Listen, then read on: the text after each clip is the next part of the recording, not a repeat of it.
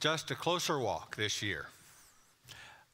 The bulletin asked the question, are we ready for total commitment?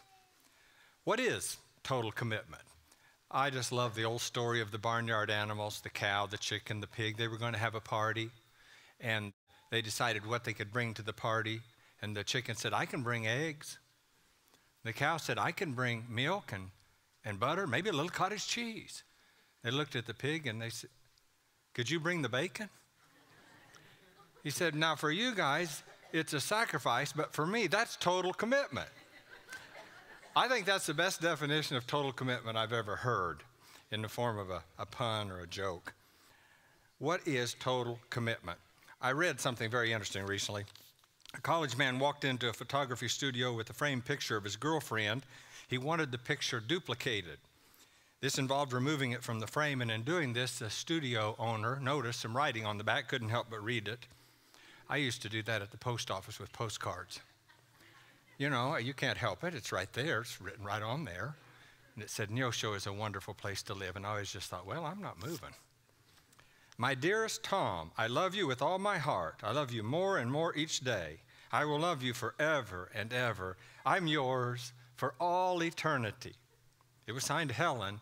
P.S. If we ever break up, I want this picture back. That's total commitment. I went out to my grandma and grandpa Embry's 50th wedding anniversary, and we made a big deal out of it. We sang, we all got on a bus and went out together, had this great big bus parked out there, and all the family came in. And when my grandmother was buried later, several years later, Fred Clark remarked that he'd never seen so many people at a gravesite. Well, 100 of them were her direct progeny. And so we had a big blowout for their 50th, and I remember how sweet they were cutting the cake there in the little parlor and all of the things just as you remember them when you were a kid growing up there, and the sweet looks on their faces as the picture was taken. I know you're waiting for a punchline. There's no punchline here. No. And you know, I was thinking about this week. It was not 49 years of turmoil and trouble, and finally they got their act together for a closer walk the last year. You know? It was a gradual process, but it's a process that would not have occurred without total commitment. My grandfather, when I was talking to him about his life, I said, you love this place. He said, yes, but there was a time I would have gladly left it. He said, we had a hailstorm. The hailstorm was so great it tore off all of the shingles, tore off all the decking. We actually shoveled, my brothers and I, hailstones out of the parlor near where the cake stood on the 50th. And he said, it was just a mess. And he said, I didn't have insurance. I had 5 kids. And I went down that morning to milk, and I looked back up at that house with more holes than wood and said, I would just about give anything just to leave out of this country and never come back. He didn't. He stayed. He rebuilt. He raised a family. He became a Christian. He's in heaven today. Why did he do that? Because he had a commitment. And it's the same way with our commitment to Jesus. It's a closer walk that we desire to have. But as we come closer to Jesus, our total commitment is, by definition, is going to change. How much commitment does it take to say, Lord, save me? It takes some.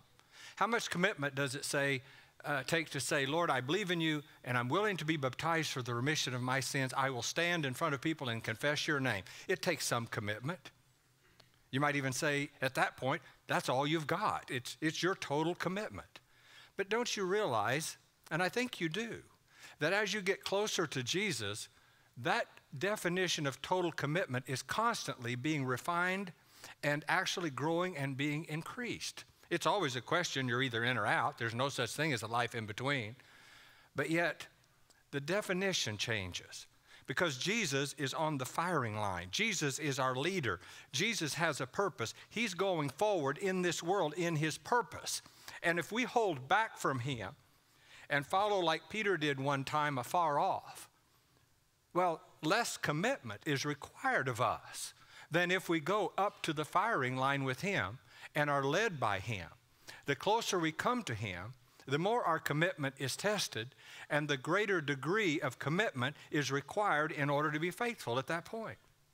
Once I was flying and I went into an airport. I can't even remember the name of it.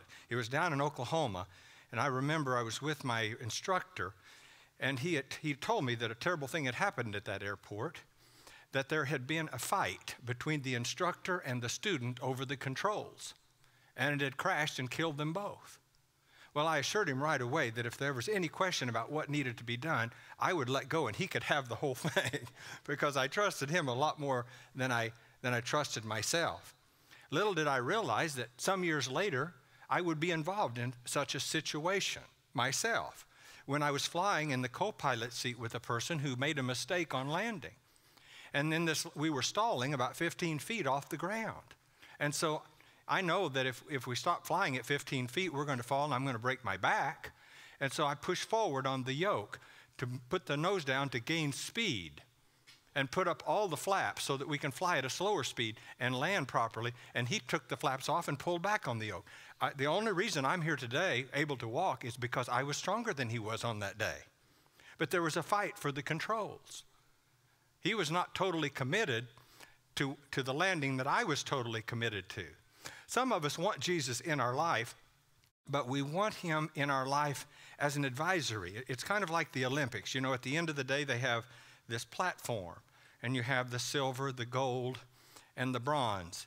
And we step ourselves up to the top because we're going to get the gold medal. I'm in charge of my life. I'm committed to me. If there's going to be any gold around here, I'm getting it. And we don't mind Jesus sharing the silver or the bronze. We want him up there with us. Who knows when we may need him. And on our best day, sometimes we even say, come on up, Lord, and share the gold with me. But we know somewhere in our heart of hearts that we've gotten this backwards. This is not quite right. Well, that student and that instructor that fought over the controls both died. Jesus is not going anywhere. But our ultimate well-being depends on whether we allow him to lead us. And as we get closer to him, it's going to require a greater commitment to him. At that airport, there were trees at the end of the runway. And I was a little bit afraid to take off. I think he took me there for that purpose, because not every airport is like Independence, Kansas, where you can see for miles and miles and where the buffalo roam, you know, and so forth, sometimes on the runway. But there were trees, and he said, now you'll have to use full flaps and full power, and you'll have to hold on the brakes with your feet at the end of the runway until you gin all the RPM you can. Then all of a sudden, you'll let off the brakes, and you'll lurch forward, and you'll already be going pretty fast that way. Then you just kind of taxied up and got up to speed. So it was a short field takeoff with trees on the other side. And there's a point in that process where you have to commit. You can pull back the power, throw on the brakes, and stop before you slide into the trees. You could do that. But there's a point beyond which you can't do that. You have to be committed to the launch. I wonder how many people who claim to follow Jesus are sitting on the runway and they're not really committed to the launch. Sometimes when I watch golf, I see a player and he doesn't quite make a good shot. I always sympathize with him. If you've ever played golf, you know that a good shot is a rare thing. And so, but they say he was not committed to that shot. He was in between the 8-iron and the 9-iron, or the 5-iron and the 6-iron. And so in his mind, he just wasn't quite sure that was the right, so he wasn't committed to it. I wonder how many of us are not committed to the shot. How many of us are not committed to the Lord in a way that would bring us closer to him, would change our lives. And wouldn't it change not only our lives, but the life of the church? And not only the life of the church, but the life of this community. And not only that, but the life of our country. It doesn't do any good to complain about the things that we do not like, things that are not right that are going on, if we are not totally committed. And in fact, that is the answer rather than complaining. There claim to be 100 million church members in the United States. Tell me, we would be in the circumstances we are in today if 100 million church members in the United States were totally committed to Jesus. Most polls show that 40% of the population say they went to church last week. I think people tend to exaggerate. Maybe they went to church several weeks ago. Maybe they went to church on Christmas and Easter. I don't know. But according to the churches themselves, of which there are 350,000 in the United States, they only have about 63 million attending. Not 186 million, which would be the case if everyone who said they went to church last week was really there. Well, I think we do tend to exaggerate the good things and try to make ourselves look better than we can. But we would have to say that America is not committed to Jesus as a whole. We might even have to say from the statistics that church members as a whole are not committed to Jesus. And certainly those who say that they attended and didn't are not committed. What we have in the final analysis is 20% of America who attends church today. And by the way, I want you to just reach back, take your hand up right here. Take your hand up. Everybody got one? Okay. Now, just kind of reach over to the next person, pat them on the back and say, you got out in the fear of snow. Oh, by the way, it snowed a foot since you came in. You will not be able to leave. This preaching is going on all day. The 20%, but even 20%, we've seen minorities change the world. How about 12 apostles with Jesus' help? Jesus promised to be with us, but our problem is a lack of total commitment. When I say our, I'm talking about mine. There's a quote from Pavel Palaz that says, in Russia, Christians are tested by hardship. And this is or just right after the curtain fell. But in America, you are tested by freedom. And testing by freedom is much harder. Nobody pressures you about your religion, so you relax. And you're not so concentrated on Christ, on his teaching, how he wants you to live. I'm just so excited about this idea of a closer walk with Jesus, as I was with Every Day with Jesus last year and the University of Jesus in those years before, because it puts our focus on exactly where it should be. It puts our focus on our relationship with Jesus. I want to ask the question, are we ready for total commitment? We've already seen it's different than church membership. It's different than church attendance. That's part of it. But coming closer to Jesus. Jesus said in Matthew 12, verse 30, he who is not with me is against me. Well, I was hoping there was some kind of middle ground, but apparently there's not. There's total commitment, and then there's not being committed. And the Lord asks us for total commitment. You know, when you follow the Lord, I think you could say, Lord, what's it going to take? And he would say, what have you got? And you'd say, well, I've got life. I've got my life. I have my talents. I have my abilities. I have my job. I have my family. I have my possessions. I have the talents you gave me. How much of that do you want? And the Lord has an answer that's the same for everybody, no matter how much life they have left, no matter how much money they have, no matter what their talents are as different measures or education or possessions. It's a one-size-fits-all answer. And do you know what it is? Everything you are and everything you have.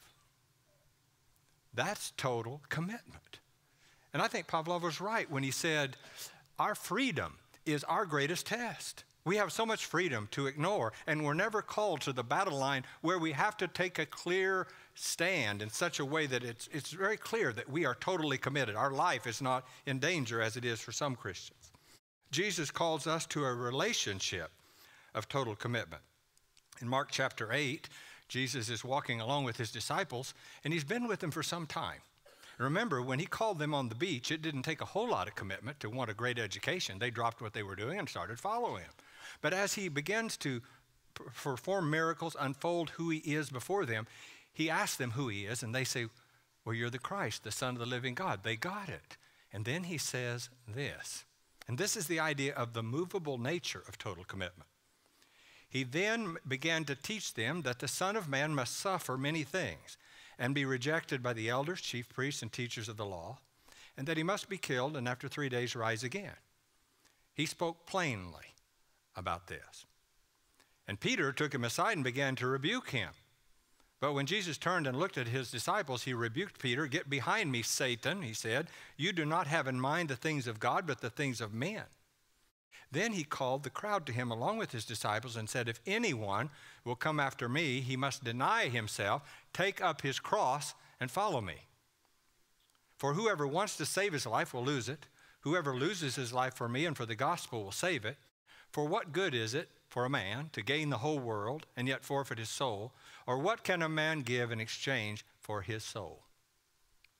If anyone is ashamed of me and my words in this adulterous and sinful generation, the Son of Man will be ashamed of him when he comes in his Father's glory with the holy angels. This is not what Jesus said on the beach. He said, come follow me. A closer walk with Jesus always involves an increased idea of what it means to be totally committed. I want to submit to you that you cannot be a follower of Jesus Christ, seeking a closer walk with him, and be facing exactly the same challenges you were facing 20 years ago. That's not how it works. Church membership works that way. But closer walk with Jesus does not work that way. A closer walk with Jesus challenges you on what the idea of total commitment means as the context changes as you come closer to him. Well, just think about it. Does it make sense that the God who made this world, manifested himself in Jesus, is such a person that we can just saddle up to him and just be right with him and exactly like he wants us to be and just totally committed just immediately in all the ways he has planned for us in our life? That doesn't even make sense. We approach to the Lord. He is with us. The Holy Spirit is in us.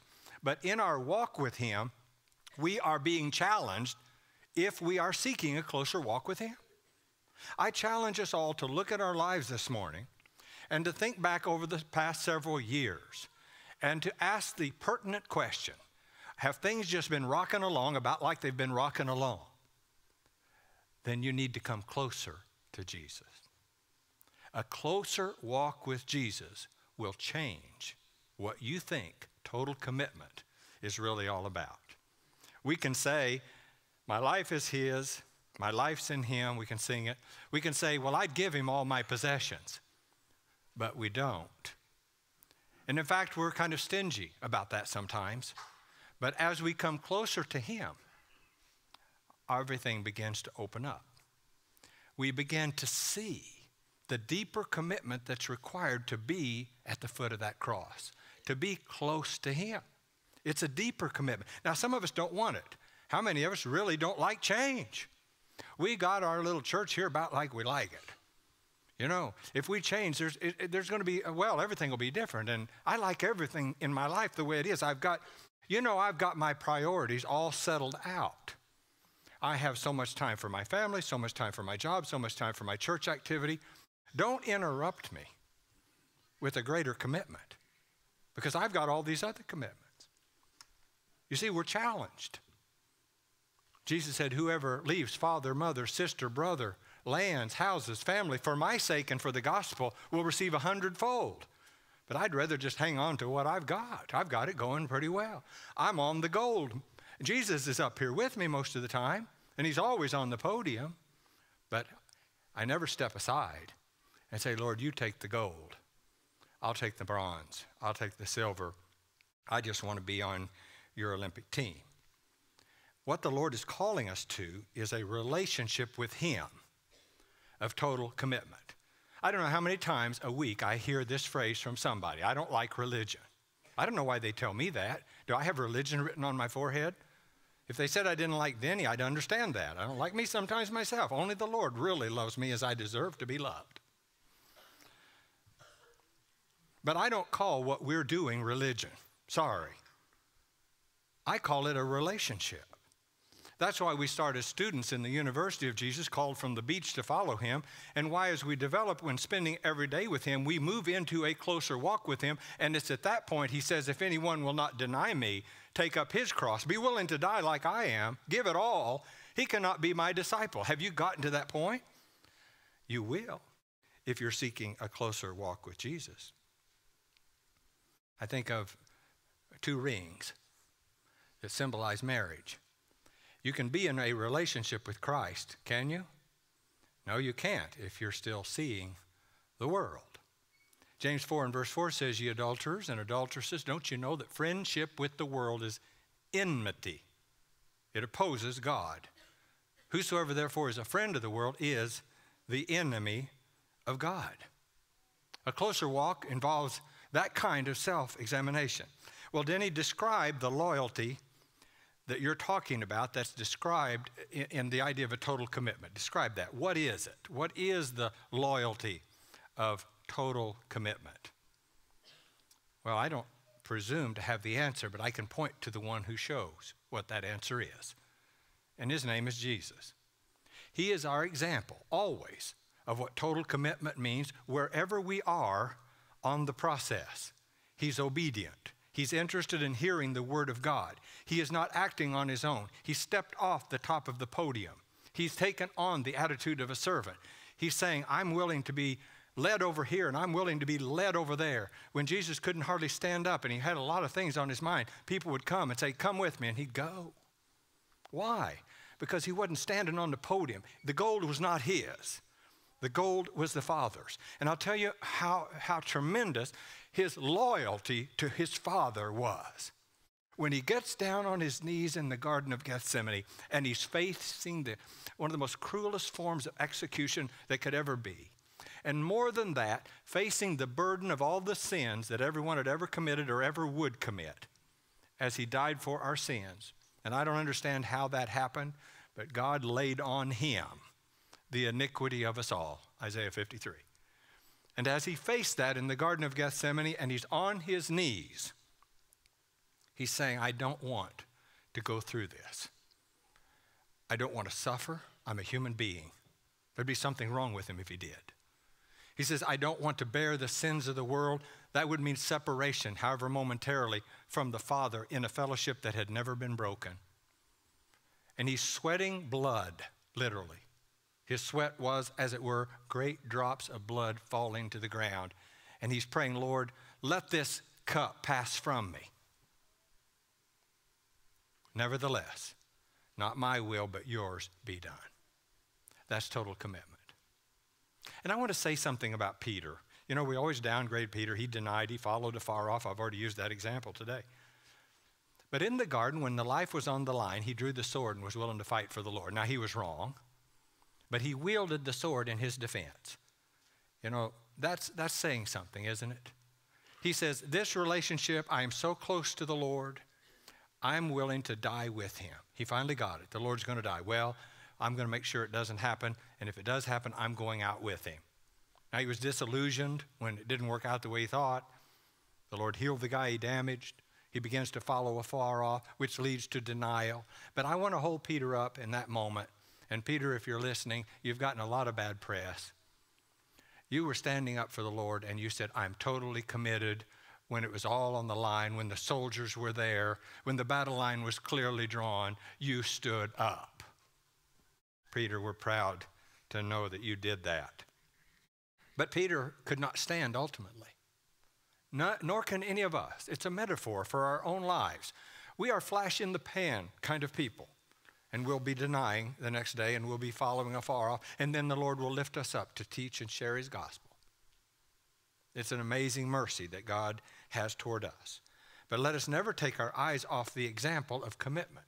Because when we said, in answer to Jesus' statement, follow me, yes, that meant that we would not only follow him to the joys of heaven, but we'd follow him to the suffering of self-denial and total commitment. And whatever is required to maintain that ever closer relationship with him that we're seeking. I want to share a story with you that I think talks about fierce and uncompromising loyalty. Do you value loyalty? I don't know. Right now there's something in the news about a man named Snowden. There's a lot of discussion about whether he's a traitor or not. We don't get into politics here. He took an oath. He violated the oath. But did he violate it for a higher reason? Is he a traitor is the question. Some say yes, some say no. But that's not the question I'm interested in. I'm not interested in his loyalty to the Constitution. I'm interested in my loyalty to Jesus. What is fierce, uncompromising, unwavering loyalty? Have you ever experienced disloyalty? Most of us have. How does it feel? Have you ever been the one who was disloyal? Most of us have. How does that feel? There is nothing good about being anything other than true-hearted, wholehearted, faithful, and loyal, as we used to sing. Number 212 in the old blue book. How many of you remember that? Under the standard, exalted and holy. By thy grace, your servants we will be. True-hearted, wholehearted. The first story is from the Old Testament. It's the story of the Rechabites. Then the word of the Lord came to Jeremiah, saying, this is what the Lord Almighty, the God of Israel, says. Jonadab, the son of Rechab, ordered his sons not to drink wine, and this command has been kept to this day. They don't drink wine because they obey their forefathers' command. But I have spoken to you again and again, yet you have not obeyed me. Again and again I sent all my servants, the prophets, to you. They said, each of you must turn from your wicked ways and reform your actions. Do not follow other gods to serve them. Then you will live in the land that I have given you and your fathers. But you've not paid attention or listened to me. The descendants of Jonadab, the son of Rechab, have carried out the command of their forefather gave them. But these people have not obeyed me. Let me set the scene here. Jeremiah was told to call the Rechabites into the temple. Now, this would be the equivalent of some country bumpkins being invited to the White House. And there they are in the temple, and there's a special room in the temple, a special room. And it's prepared for these nomadic people who would not live in a city or drink wine because their ancient forefather told them not to. This has been carried through the generations. Recently, someone wrote that in 1900, around the Dead Sea, there was still a group of people living in tents, not drinking wine, claiming to be followers and descendants of Rechab. I think the Lord allowed them to exist as a living testimony of what faithfulness is all about. So he calls them in there, and Jeremiah has set wine on the table. And he says, drink wine. Now, put yourself in the Rechabites' position. They're from the country. They're from tents. They're in the most glorious building they have ever seen in their entire lives. They are surrounded by pomp and beauty and circumstance. And the prophet Jeremiah, who by all accounts is the foremost prophet in the land, respected by those who respect God, tells them to drink this. What would you do? They didn't have a moment's hesitation. We're not going to do it. There was no hesitation at all. We refuse. Why? Because God told you not to? No. Because one of our forefathers a long, long time ago named Rechab said that none of our generation should ever drink wine or live in a city. And God says, publish this. Let my people who don't listen to me understand what loyalty and total commitment is all about. Do you have that kind of unswerving loyalty to our spiritual brother, Jesus Christ? Are we so concerned about what he wants, about what he thinks, about what he would have me do? Or are we grabbing the gold all for ourselves, standing at the top of the podium, taking the accolades of life, being the hero, when he was a servant? Do we understand the total commitment and the loyalty involved in that? One other short story in 2 Samuel chapter 23. This is really one of my favorite stories, and I don't use the word favorite very often, do I? Many preachers every Sunday, this is my favorite passage. But this is really one of my favorite stories. During harvest time, 3 of the 30 chief men came down to David. Now, these chief men, they were mighty men.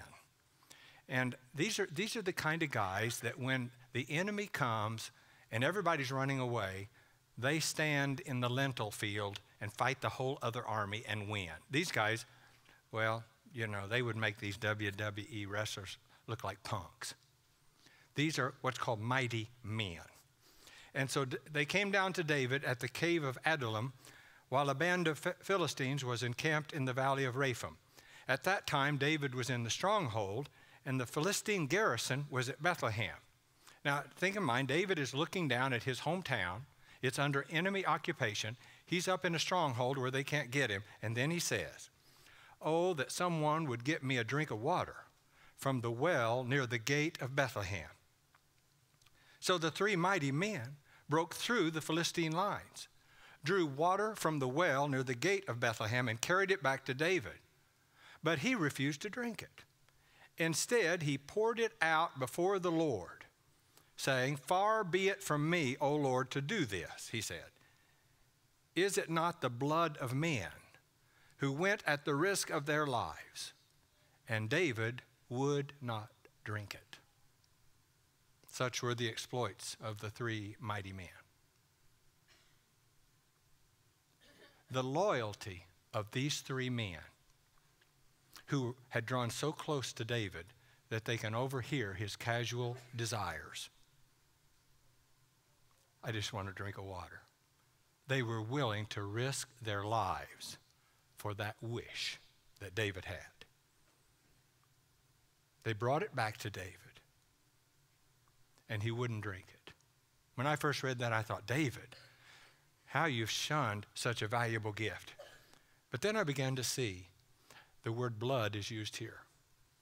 By pouring this out as an offering to God, he is saying, I cannot squander upon myself the blood of these men.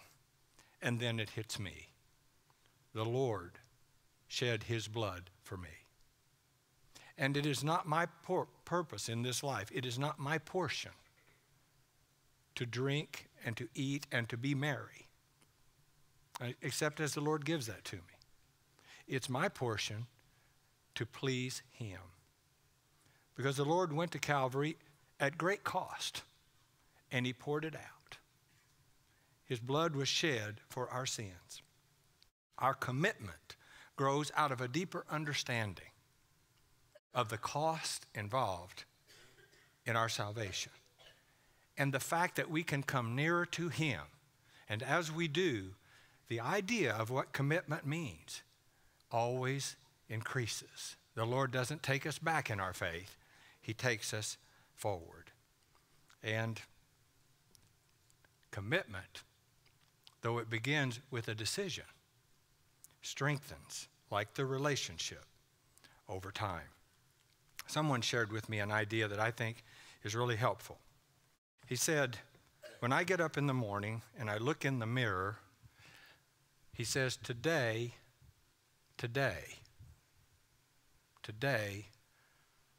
I will be loyal.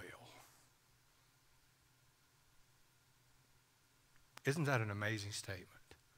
So simple, with such power to impact our hearts. Today, I can be loyal. Today, I purpose to be loyal. That's total commitment. Each and every day, a closer walk with the Lord. And anyone who makes such a resolution before God and in their spirit at the start of every day, while they'll make mistakes, won't they be better in all their relationships? Won't loyalty be a part of their thinking? But mainly, loyalty to Jesus.